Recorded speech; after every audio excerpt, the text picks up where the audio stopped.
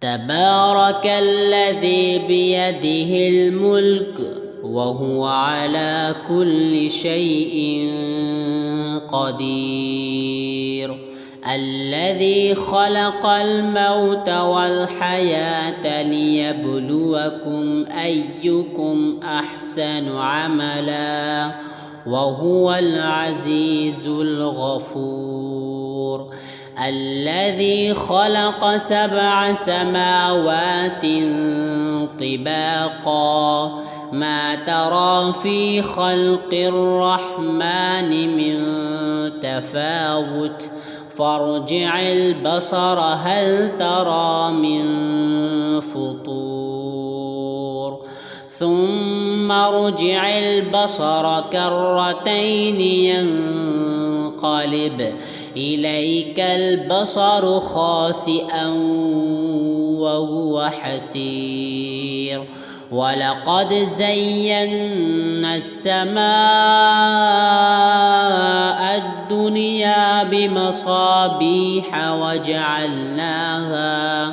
وجعلناها رجوما للشياطين وأعتدنا لهم عذاب السعير.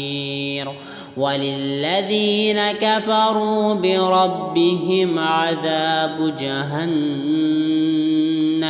وبئس المصير.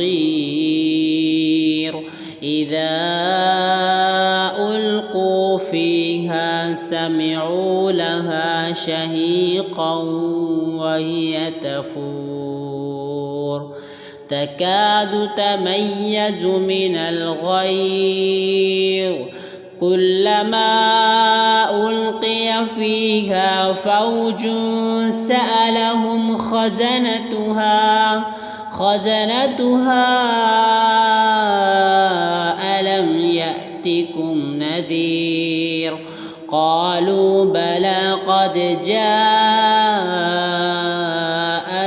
نذير فكذبنا وقلنا ما نزل الله من شيء إن أنتم إلا في ضلال كبير. وقالوا لو كنا نسمع أو نعقل ما كنا في أصحاب السعير فاعترفوا بذنبهم فسحقا لأصحاب السعير.